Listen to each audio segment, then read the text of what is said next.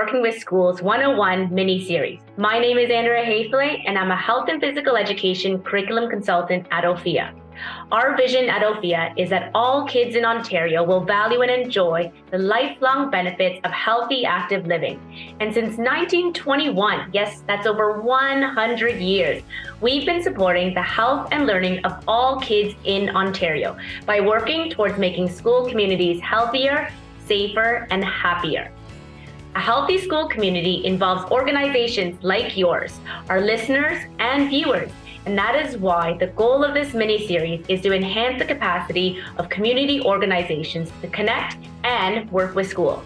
This is episode 3, What's Needed Hearing from Schools. This episode will focus on talking with a school administrator and a school board instructional leader on what's needed from community organizations when working with schools. I'm very excited to have Reshma and Rebecca here with me today. Welcome, Reshma and Rebecca. Thank you so much for joining me today. Reshma, I'm going to pass the mic to you. Would you like to introduce yourself and also share a little bit about your role? Thanks so much, Andrea. Hello, everyone. I'm Reshma Bihari, and I've been an administrator with the York Region District School Board for the past 5 years. I've worked at a variety of schools, including our elementary virtual school, as well as Performance Plus schools.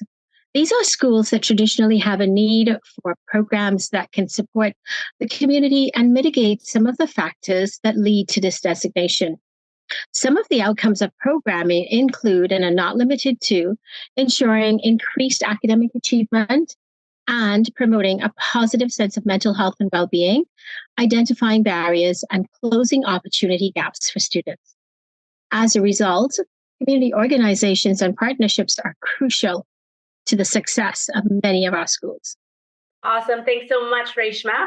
Rebecca, I'm going to share the mic with you. Would you like to introduce yourself and also share a little bit about your role and how you support and also work with the school communities in your board? Thanks, Andrea. Thanks for having me tonight. Again, my name is Rebecca Richardson, and I'm an instructional program lead with the Halton District School Board. My current portfolio is responsibility and safety and well-being, and a focus in health and physical education and the arts. I use my portfolio around safety to focus in on the Halton District School Board's localized minimum standards, as well as the Ontario Physical Activity Safety Standards in education, to ensure that our programming in all the curricular, interschool, and intramural settings are safe and inclusive for our students. Part of that is working with our community stakeholders and community organizations to provide unique opportunities for our students in our buildings. Awesome. Thanks so much, Rebecca. I'm very excited to start this chat with yourself along with Reshma. Interactions between the school and also the community should reflect the diversity of both the local community and also the broader society. Educators can give students a variety of opportunities to learn about diversity and diverse perspectives when working with community sport and also physical activity organizations. Reshma, we're going to start off with you. As a school administrator, what do you consider when bringing community organizations into your school community? Thank you, Andrea. I think it's crucial to really know your community, the students and families, and to be able to determine what is appropriate for all stakeholders.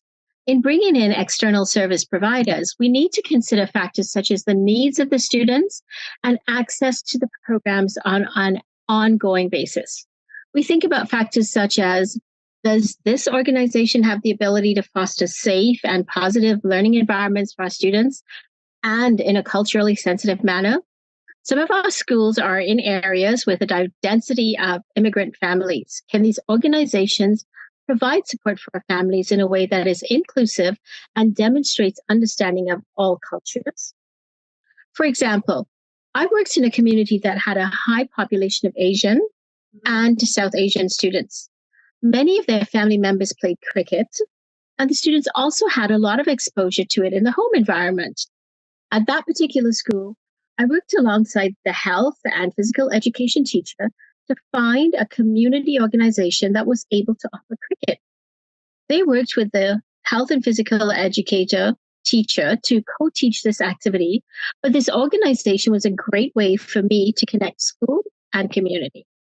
Thanks so much, Reshma. I love how you provided this very simple example, but it was also very complex because number one, you really put the students first, getting to know the students, their families and their caregivers and the interests, right? And really making sure that not only that you meet their choice and their voice, but also making sure that the programs that you're bringing in are accessible for them outside of the school day. So thanks so much for that.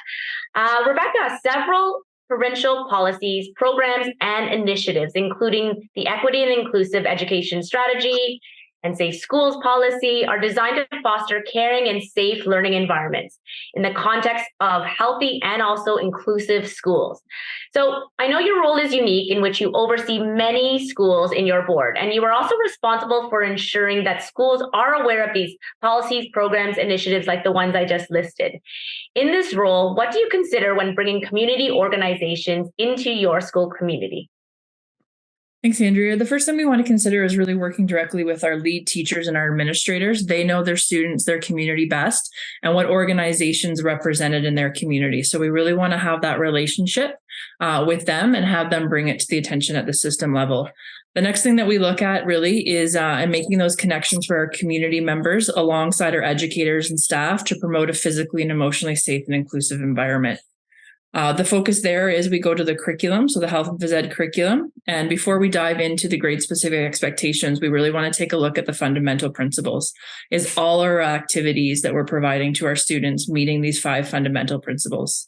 Those include the health and physical education programs are affected when delivered in our healthy schools, and when the students' learning is supported by the families, the staff, and the community. So really that whole student, whole school approach.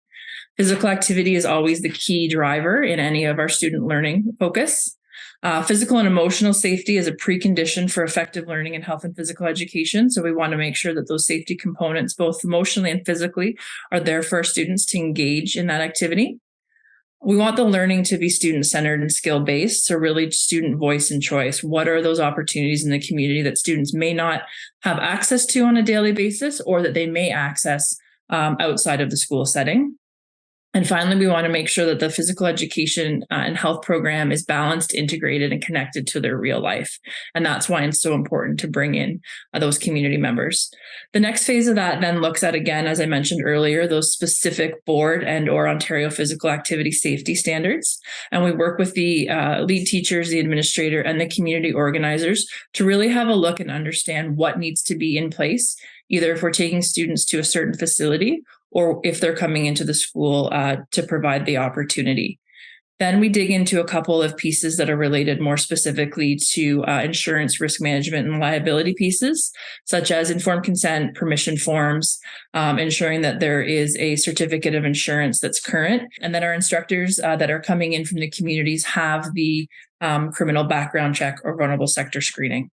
Awesome. And I really like how you're working alongside the schools that you oversee, just to make sure that they are adhering to all these school board and also provincial policies.